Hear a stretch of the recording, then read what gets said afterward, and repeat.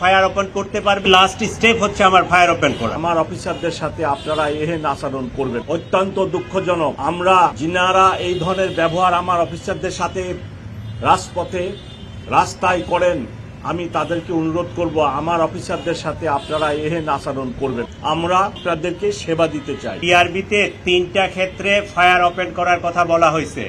একটা হচ্ছে to establish right of private defence. Right of private ডিফেন্সের মধ্যে আছে মানুষের জীবন এবং জানমাল, সেটা নিজের এবং অপরের। 2 নম্বর ক্ষেত্র হচ্ছে সিআরপিসি 127 এবং 28-এ আনলফুল অ্যাসেম্বলিকে ডিসপার্স করার জন্য।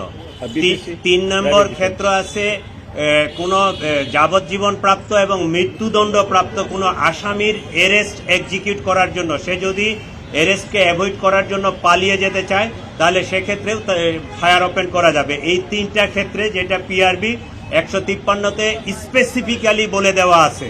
এইটা হচ্ছে অবশ্যই লাস্ট রিসোর্ট। এর আগে আমার আনলফুল অ্যাসেম্বলি ডিসপার্স করার জন্য অনেকগুলো স্টেপ আছে। এই স্টেপগুলো ক্রমান্বয়ে অতিক্রম করার পরেই লাস্ট স্টেপ হচ্ছে আমার ফায়ার ওপেন করা। একইভাবে আমার ওই অ্যারেস্ট এক্সিকিউশন করার জন্য এবং রাইট অফ প্রাইভেট ডিফেন্সে পেনাল কোডের 96 থেকে 106 এখানে 2টা ধারায় স্পেসিফিক বলে দেওয়া আছে। 103 আর একটা ধারা এই মুহূর্তে আমার মনে নাই যে কোন ক্ষেত্রে পুলিশ ফায়ার ওপেন করতে পারবে এবং কতটুকু কি করতে পারবে, এটা বলা আছে।